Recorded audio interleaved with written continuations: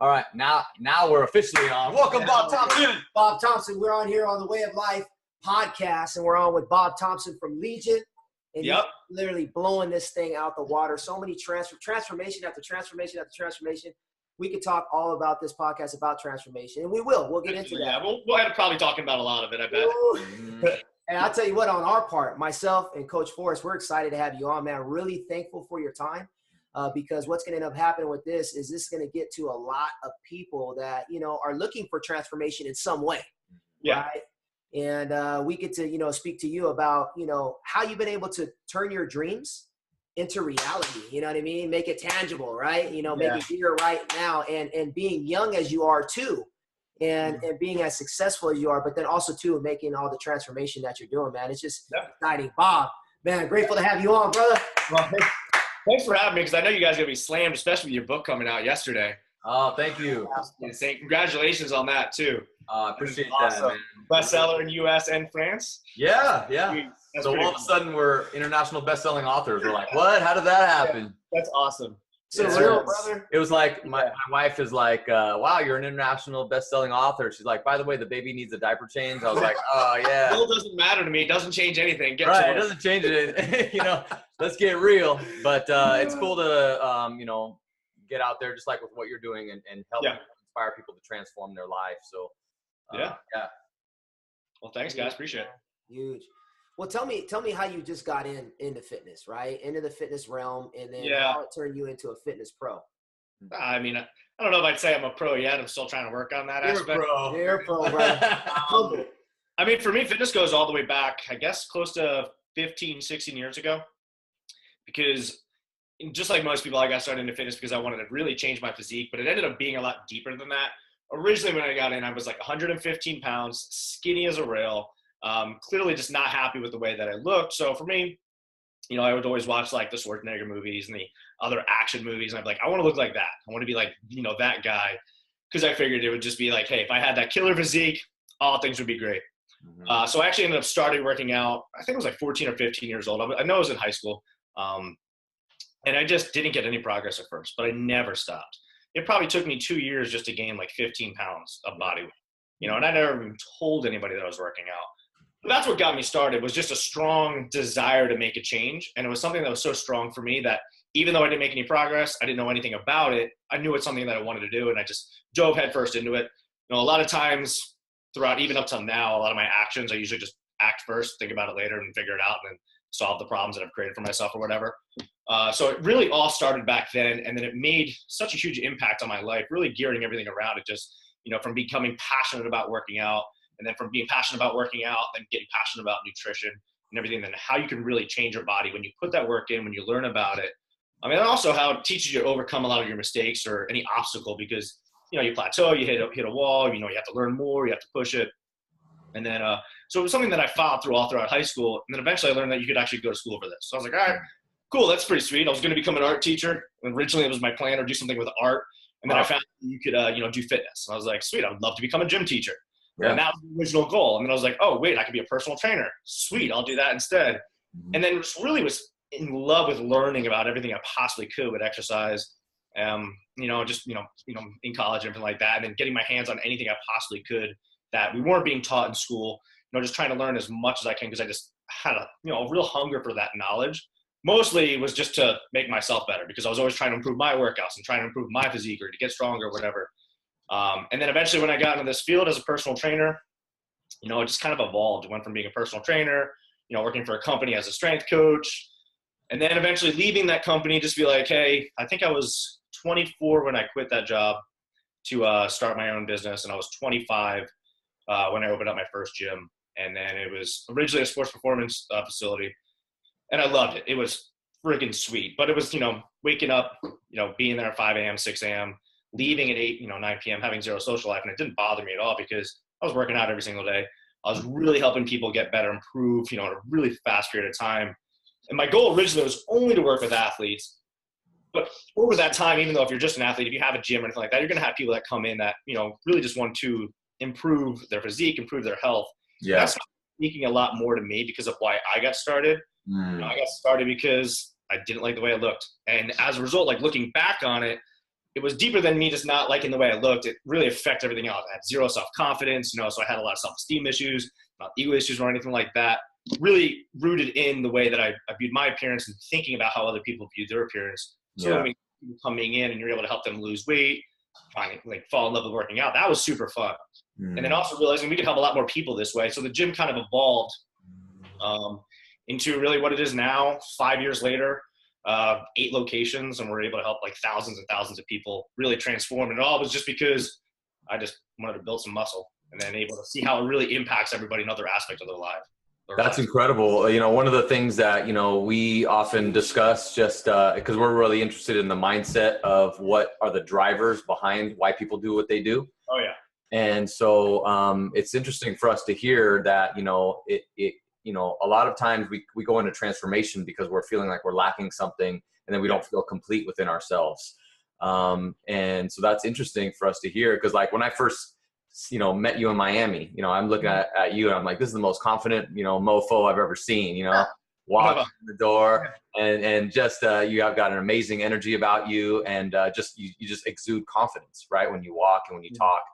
And it's hard for me even to imagine that you would come from a part where you felt a lack of confidence or you felt like you were not enough, or maybe you weren't living up to other people's views or whatever it may be. What kind of tips would you give to somebody that's not feeling like they're enough?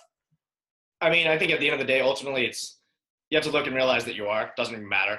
You know, that's just that poor self-talk is something that's huge. And I think a lot of people kind of can be guilty of that. And it was actually more for me a reflection. A lot of people don't even really realize maybe that's the root of maybe some of the issues, just the kind of the way that they view themselves. So it does take some time. And that's one of the great things when we get people to come, you know, into our gyms, and like when you guys have people come to your gyms, now people are going to go and read your book and everything like that. It's them realizing that they're trying to achieve something else, but the real root of the problem is really that. It's that kind of inner just lack of confidence. And then once we're able to address it, you almost got to break them down a little bit in order for that to come out. Yep. Like, what the hell am I doing? What's going on? Really for that, it's just all mindset. It's just understanding that no matter what you do, you're absolutely fine in every capacity that you are. Well, that's interesting. How do you break people down? Because that's pretty cool, because sometimes you have to break people's paradigm and how they see themselves. And if something's not working for them, you do have to shatter their view a little bit. How do you do that? I mean, for us, it's very similar to how, you know, I did it for myself. It's through exercise and nutrition. Yeah. You can do this way when you have somebody come in through exercise and nutrition, especially, you know, in our gyms, just like in your gym, we are changing everything that they do, all of their habits. So eventually they're thinking they're coming in, oh, cool, it's going to be a physical change. I'm going to lose weight. I'm going to change my eating habits, but it's really a huge mental change. When you change all those things and they're freaking sore as hell. Yep. You know, you don't have any of their sugar and all the processed food, the fast food that they're used to. They have to eat these healthy foods. And their body eventually goes, I don't want that. Like, I want what I was addicted to. I want what I was used to eating. And I don't know if I can continue this. They almost break down through all those physical activities for that mental realization to come through. For me, that's the easiest way to kind of get it there. Yep. And throughout, it's something that I even learned from you guys. Since Miami, one of the things that we've evolved is actually adding a lot more mindset coaching in it. And it's just taking them through these steps, because a lot of times, even when people are going through the program, they think they're alone. And then things that every single person goes through. Yep. You know, if they're on day 4 of this program that we're running, because we actually just started a new one on Monday. And they're on day 4, they're already like, all right, I hit a wall. Like, they have headaches, they're freaking sore, they don't know if they want to come in, maybe a little tired, even though they're eating possibly more food, or at least healthy food that has better nutrition for them than they're used to, but they're still feeling like they hit a wall. They still have that crazy headache. And they're like, I'm the only freaking person. So a lot of it's mental training now, along with it, so they're going through, but like, listen, every other person that's going through this program, every other person who's been through the program, anybody who's done something like this in their life has been there before. That's absolutely fine. Keep trudging forward, and eventually you're going to kind of get over that hump. So it's being there to kind of help them support mentally, I think, is one of the biggest things that, you know, even early on we were lacking, and getting there is just talking people through it, just letting them know to communicate, talk. And then if you communicate and you let people know, you're not alone. Yeah. That's huge, man. That's huge, Bob. And, you know, we've been able to speak to hundreds and hundreds on our podcast of just influencers like yourself. And one of the anchors that we constantly hear, right, from just all different types of influencers is the fact that they never give up. You said that very clearly, right? Never give up, right? And I remember, you know, Jay-Z, you know what I mean? I listened to one of the things that he said, right? Jay-Z said, you know, one of the most genius things I ever did was never give up. Yeah. Right? And so for you now, having 8 gyms, having thousands and thousands and thousands of transformations, what would you say to that person right now, right? Maybe they're wanting to start a business. Maybe they're an entrepreneur. Maybe they're just wanting to change their body, or maybe they just want to be better at their job, right? Yeah. What do you need to do to not give up? Just gotta power through it. I mean, that is really tough because you're gonna have a lot of self-doubt, and that's absolutely fine. And that's something early that I kind of used early on for me was there's always gonna be that negative possibilities you're gonna have in the back of your mind, but think of all the positives. For me, when I started my business, I mean, I emptied my bank account. I had 0 clients. I had 0 knowledge of the area that I went into. I mean, I went to school in Georgia, and then I moved back home to Jersey, and then I opened my business in Pennsylvania originally. So I just went out there, moved out there with nothing in my bank account. And was like, all right, just gotta make it work. You got to figure it out. And that's burn the bridges, burn the boats. Yeah, you got to put yourself in a corner. You jumped off the cliff, literally. Yeah, you jumped off the cliff and you're either going to fail or you're going to succeed. And those are the only 2 options. And it's not a big deal if you fail because then you can learn from those mistakes. We all fail all the time. And you figure out what could I have done better. And then you're not going to, as long as you make a mistake and you learn from it and then not repeat it, you're fine. You know, or you're going to be forced to succeed and really kind of dig out what you have in you. And that's kind of just the biggest thing is put yourself in a corner, get yourself out of your comfort zone and understand that, you know, yes, it's very foreign and it's scary, but oh, well, the possibilities of what could happen are going to be absolutely awesome. And then you never know, it could be around the corner. Because me, when I opened up, I never envisioned I'd be where I am now. And then the future of what's going to be going on, you know, being on a podcast with like you guys who are killing it out in Cali and doing all sorts of things and reaching so many people. Like for me, it was just like, I want to train a couple people. That's that's all I wanted to do. And then, you know, this. So, yeah. By the way, I got to throw this in real quick. We got to do a book together. We got to, man. You know, I'm fine with that. I'm completely down with that. I said that yesterday. Yeah. That'd be awesome, man. So. That's awesome. So one of the things too, and the question that we have, right, is the daily routine, right? Yeah. That is huge, but more so the morning routine. Like when you wake up in the morning, what are certain things that you do that sets up your morning right to where you're able to roll into this day in the days where you have all these certain types of obstacles, you got to move fast, you got to implement fast, you got to keep on going, you got to keep on pushing. Yeah. What is it that you do early in the morning? I would say I'm not as routine based as a lot of other people. Like, you know, like Sam's boom, boom, boom, dotted out. Yep. A lot of people, you know, are like super dotted out and everything, and a lot of super successful people. And I have a routine that I follow, but it's never nearly as strict. Like I want to wake up, feel good. So when I wake up, first thing I do is I go take care of my dogs. You know, that's my routine. Get them taken out, and then kind of just catch my breath, catch an idea of the day. But of course, the night before, I plan out what am I going to be doing today? What are the goals? What are the big things that I need to tackle throughout the day? Right. And once I take care of the dogs, drink some coffee, and then it's just I have everything that I had laid out from the night before. Mostly like, you know, the work we're doing on the computer, the emails that I have to send. Anything with advertising or marketing that I need. So you write it out the night before? A lot of the things, I'll write it out. Usually I'll just put it in like my notepad on my phone, and then I'll just have a couple of things. Try not to have too many things. Right. But one of the things I have learned now is if I do not write it down, I will forget. Right. I'm going to forget. So my routine is just making sure that I have everything listed out throughout the day that I have to do. I'm not as strict with some people where 9 a.m. has to have this, 10 a.m. has to have that or whatever. Right. And for the most part, I like to not set an alarm. Yeah. But it's usually pretty early. What time do you wake up? Maybe between like 6 and 7 or something like that. Not like 5 a.m. like some people, because some people you gotta wake up before, dude. Come on, man. I'm not doing that. Like, and I need to have a couple meals in me before I can go crush some weight. Because if I don't get a pump, I'm gonna be pissed off. Yeah. So like, I need to have some, you know, food in me, and I like to get a lot of my work done. That's when I'm freshest in the morning. So I get all the hard work that I need to do that are gonna have the most brain capacity, or anything that's gonna require the most kind of like, you know, activity out of me. I try and get that done first thing, so that if something does happen later in the day, like those kind of things that need to get done no matter what, I don't want to schedule for later in the day because I'm not going to be as up for working. I want to work out, hang out, you know, with my dogs or do whatever I need to do. But also, what if something happens? What if something comes up at one of the gyms or I get an emergency call and I got to handle that? So I want to make sure whatever's important gets done first thing in the first couple hours of the day. And then it just sets up the rest of my day from there. Yes. But you guys, what time do you guys wake up? Right now I'm waking up at about 6:20. Okay. But I'm doing some trainings at night, doing most of my work in the middle of the day, and then do some trainings at night. Okay. But this guy's training early right now. 4. So he's getting up early. No way. I'm not doing that. I'd rather stay up later and I'll work later and then, like, you know, do that than have to wake up early and stay up. I'm just like, work out in the morning. I just get angry. I'm like, I just wasted a workout. Just wasted. Just pure anger right there. Tell me about this, right? Because you continue to master this just being where you're at with your success, right? And success goes across the board, whether you're owning gyms, whether you're having a book, whether you're successful inside of your corporation, whether you're a successful stay-at-home father, whatever it is, right? Yeah. Success. And there's certain characteristics of these types of people, right? Okay.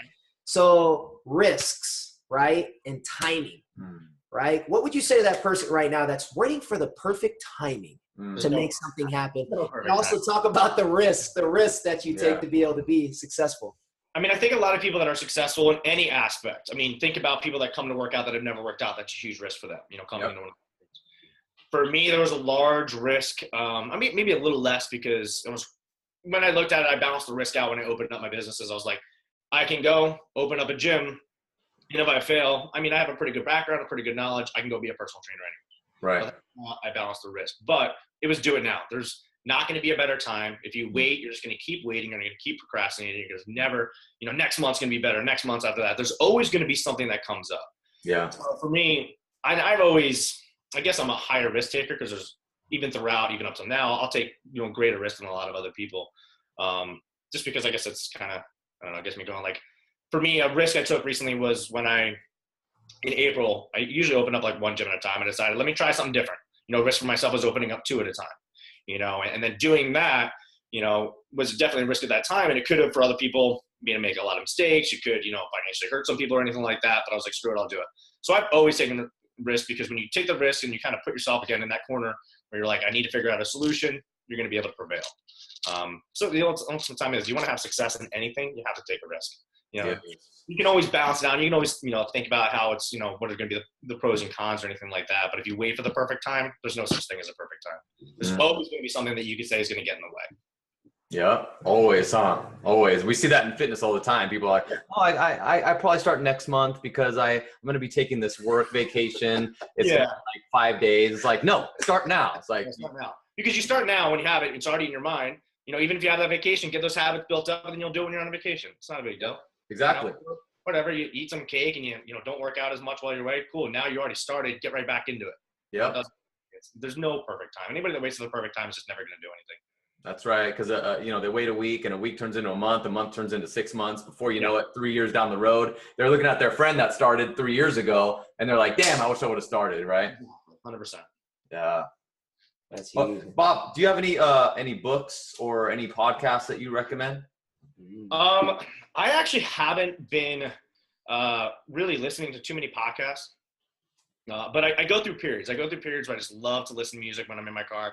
I'll travel between the gyms and everything like that, and I'll go through periods where I listen to podcasts. I mean, I love the Joe Rogan podcast.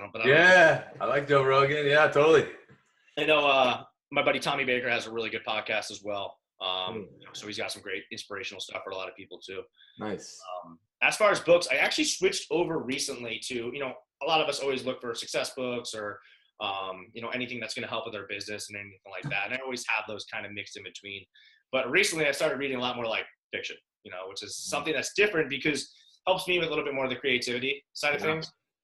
Because we're always looking at, you know, for me, I was stuck in like fitness. All right, business. Now marketing, advertising. Right. Being able to read, you know, just in different senses of stories and stuff of that nature. Like I love reading about really like any like cartel action or something like that, or even reading like Harry Potter, which probably every single person has finally read. Yeah. Stuff of that nature has been something that's a lot more interesting to me, and that's what I've been reading nowadays. But it's also helped me being able to communicate a lot better with people because I mean, stories better, which then I'll translate into, you know, when I'm writing, you know, the emails for the gyms or just even speaking to clients and members and stuff of that nature. And then also just giving your brain time to kind of relax from all the pressure that we put on ourselves when it comes down to business and always thinking there's something else, because it's very easy to think the next solutions or the best solutions in the next book or like that. When in reality, it's implementing the small things. Whoa, there we go. Focusing on the next thing and then making sure those small things are really in place. That's really, you know, running correctly, and then do it, because all business books and all that stuff is really rooted in the simplicity of, you know, here's what you need to do, and then just get it done. Yeah. Don't half-ass it, actually get it done. And then when you get it done, go back, make it better. And then make it better again. And then you don't have to worry about all the fancy stuff or anything like that. So I stopped reading a lot of, I guess, success books and business books and all that same stuff. That's actually really refreshing for me to hear personally, because I've kind of come to that realization in the past like year, where like I was just like absorbing so many like, you know, Gary Vaynerchuk and just so many like sales and marketing and business building books. Yeah. And you get into the habit of that, and then you go like, I need something more creative with my brain. I need to switch it up, you know. We already know so, man. How many books are we going to consume that kind of give us similar information? Right. But then we're not really going to be able to implement everything perfectly. Exactly. You know, jumping from one thing to the next, to the next, to the next. But I mean, that was a big thing that I did this last year, because I never used to do that. I don't think the last time I read like a fiction book or anything like that. Yeah. So for me, that was refreshing, and it has helped me out a lot. And I do think a lot of people, especially in the fitness industry, I mean, the fitness industry reads the next thing from, but always trying to impress other fitness people. So they're always reading somebody else's blog or somebody else's book or anything like that. Yeah. And this is kind of in the coaching industry with them. They're always reading somebody else's thing, you know, instead of actually just putting it to work, and they're wondering what's going on. So, yeah. And, you know, let's speak about the fitness industry for a second. You know, the fitness industry has a certain image to it, right? Yeah. What do you think, you know, the fitness industry can do to just kind of improve upon what they're doing? Because a lot of, you know, people get caught up too much in just the image of it, I guess. And, you know, there's all kinds of things that the fitness industry could maybe improve on. What do you think that the fitness industry can improve on? You mean like the image of somebody who's like walking by a personal trainer, or like, you know? It could be anything. It could be anything. It could be a personal trainer of what they can do to improve. It could be, you know, a business owner, what they can do to improve, or just how the industry is communicating with each other. I think the biggest thing is, it's like many businesses is, especially I guess really in the fitness industry, is instead of trying to communicate to our prospective client or somebody that actually needs our help, we're thinking about somebody that we went to school with, or who's a personal trainer that we look up to, or maybe a business owner that we look up to. And we're trying to impress them and kind of let them know, especially in the fitness industry, they're like writing stuff that, you know, hell, I mean, I almost grabbed a 4.0 in exercise science, and some of the stuff I read, I'm like, I don't know what the hell you're talking about. Right. I'm freaking bored. So somebody who doesn't even care about exercise, and then you're trying to write something to get them to come in and use your service, and they're like, I don't even know what's going on. And somebody else is just like, yo, let's tone up. You're like, yeah, that's what I want. I'm completely cool with that.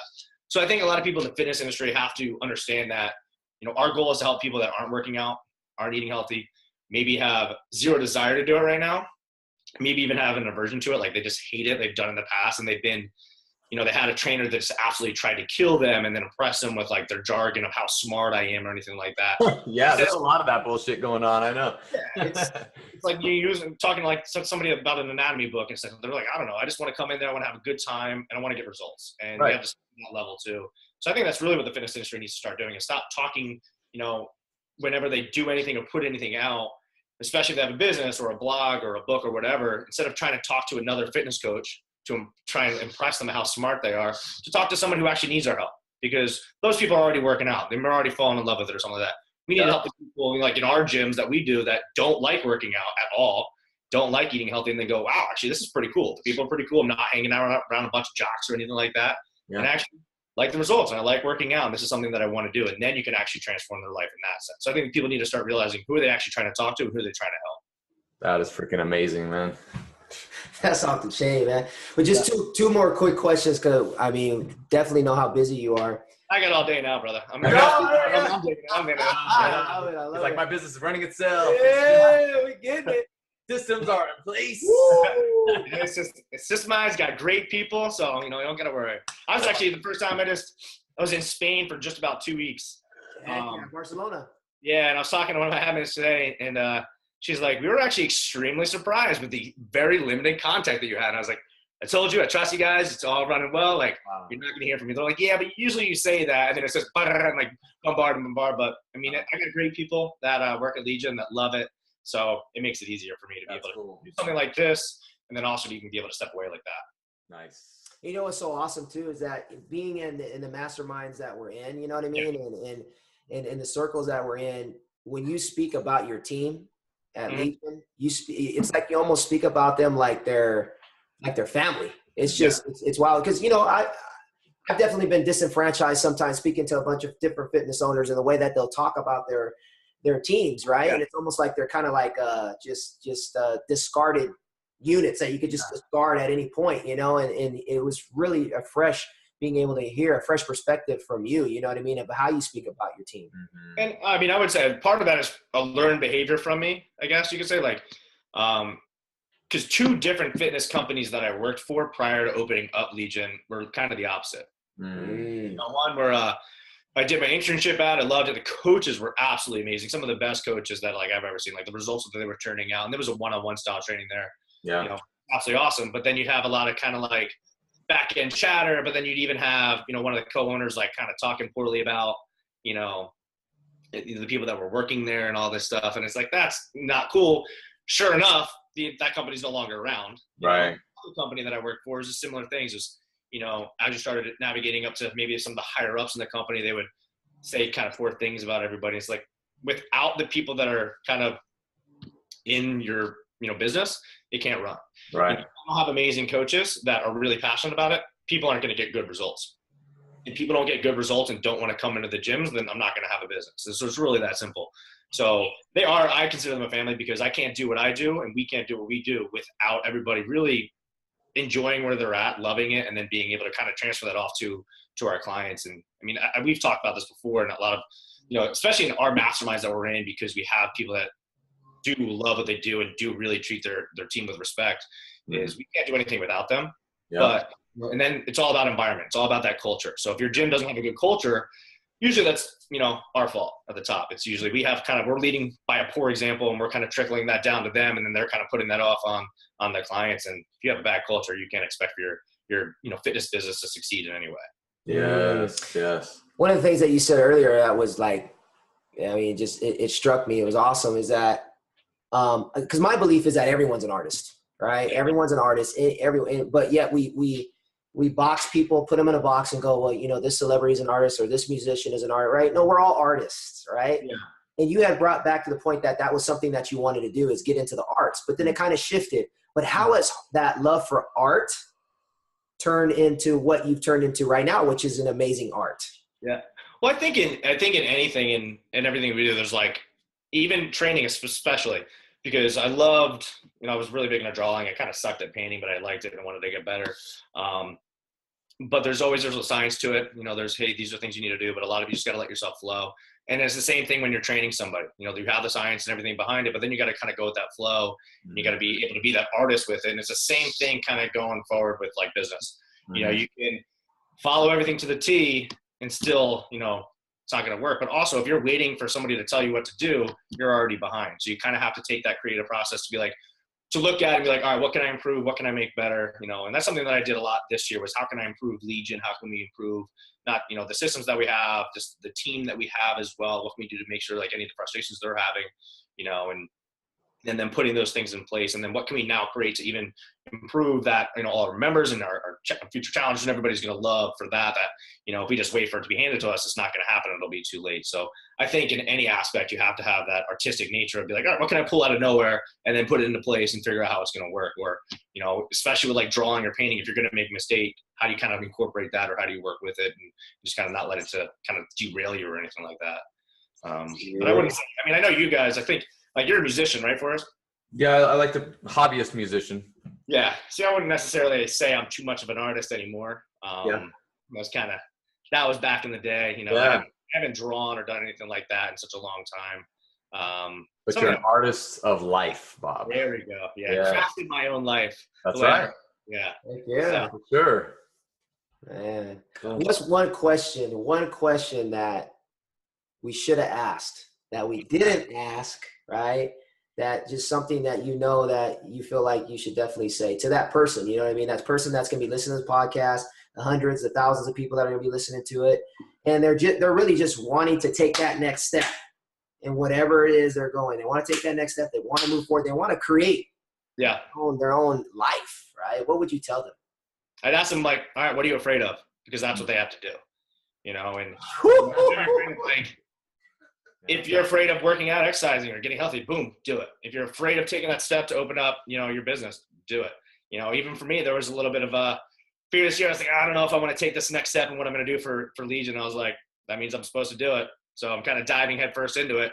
And, you know, and that's just how you learn, and that's how you improve. And that's anytime you're kind of given with that situation, I know for me, as long as if you're a good person, it's usually a good thing to be afraid of. You know, you do that, and that's going to be what kind of you have to do and what you should be doing. Wow. So, what are you afraid of, Go man? after it. Right after there. That's like, man, jump into the fire, dude. yeah, That's the position of growth, dude. Because you think about it, when we're coming up with all this conditioning. You know, you gotta get good grades, and then you gotta get grades in junior high, then in high school, and then if you get the good grades in high school, then you're gonna get to the university, and then you gotta pass through the university. It's like this whole box system, right? Yeah. But that just rings a bell with me, and I know it rings a bell with people that are just like creators. Mm-hmm. Sense of like literally like what you're afraid of is gonna make you grow. Yeah. You for that. Yeah. And they're going to come back to you and want your service or want whatever it is that you do. Yeah, and it's just going to make you better. I mean, in so many ways. And I look, yeah, just like you look back at every single aspect of your life, you're like, all right, you know, what is that obstacle? What's kind of holding me back? And, you know, for me, originally it was opening up at the gym. Same thing you guys, like, oh, you're probably scared as hell when you open up the gym. I think everybody was. Because no business is guaranteed success. Most of them fail. Right. You're like, all right, I'm going up head first against this. You know, then you do it and you're like, cool. And then for me, when I first opened, it was like, all right, you know, should I hire employees? I don't know. Like, I'm afraid that I'll have to, like, you know, share this and it's going to grow. Can I support it? And the next thing you know, it makes it explode. And the next thing you know, it's like, should I add this? Well, I don't know. I don't know if we need it. Do you do that? Boom. Next thing, that's great. You know, it's just tackle your fears. And then if you do that, it'll be fine. Oh yeah. I had a martial arts instructor that, you know, I trained in Taekwondo for a lot of years, and, you know, you're getting to that next belt level, whatever. They'll have you break boards and bricks and stuff like that. But the instructor saw in me that I wasn't afraid to break a board or a brick. He saw that I was afraid to speak in front of people and be in front of people. So instead of having me break something, he got me in front of an audience and sing the Star Spangled Banner in front of everybody. And this is before I had ever done any training. I had never done any public speaking. I was about to piss myself, shit myself. Yeah. You know what I mean? I got up there. I was about to pass out. Yeah. And I started singing the Star Spangled Banner. Really? Yeah, and I did it, you know, just bright red, you know, totally. I'd be bright red. I'd be dripping sweat. I would have this shirt on, and it would have been like 10 pounds. That's exactly what it was. But, you know, it's just like what you said, though. He had me step directly into the fear. Yeah. And after that, I was a changed person. So, I mean, that's critical. You think about it. Whenever you do it, and each little thing is going to build more and more confidence in you. It's going to give you, you know, the ability to kind of take that next step and that greater risk or anything of that nature. You look at anybody that's been successful in any sense, and it's all some sort of obstacle that they had to face that most people are going to be like, I'm good. I don't want to do that. Like, that's too much for me. And then they break past it and they're able to do something that's absolutely crazy, you know, and, you know, something as simple as that. Like, now you're having a freaking podcast that how many people are going to be listening to? I know, crazy. You know, your orientation of all the people in the gym, it's nuts. That's pretty cool. Yeah. Awesome. Woo! Well, Bob, man, we want to thank you so much, man, for your time. Thank you so much for just you being on here, man, and really impressing your knowledge, really, and your wisdom, man. And, you know, we're really believing that we already know that this is going to change a lot of people, change a lot of lives, change direction for people to go in the right direction and be able to make the shifts and breakthroughs that they've been wanting to make. You know what I mean? So how can people connect with you and how can they, you know, find a legion that's near them? Well, if you are interested in coming to one of my gyms, I have 8 gyms, mostly in the East Coast or Northeast. So I have 3 locations in Wilmington, or in Delaware, 3 locations in Pennsylvania, 1 in South Jersey, and then 1 in Florida, with obviously more to come. And we're actually having some pretty cool stuff. We'll be growing even faster and even more. I'll be announcing more of that soon. Cool. I guess the 2 easiest ways to get in touch with me would be either on my Instagram, which is just Bob_Thompson1, and I'll show you guys that. Cool. And then Facebook, you can use my super generic name of Bob Thompson. Find me, connect with me, give me a message so I know who the hell you are. It's not just like some random, you know, person trying to connect. And then for my gym, legiontransform.com, you can find out whatever locations near you. Search for us all throughout Facebook and all that stuff. Cool. We'll put that in the show notes as well so people can look at that. Awesome. And by the way, guys, watch out for our book that we're going to have coming together. And we're going to go ahead and take a Zoom selfie. Oh, we're going to take a selfie. Let's see if we can selfie right now.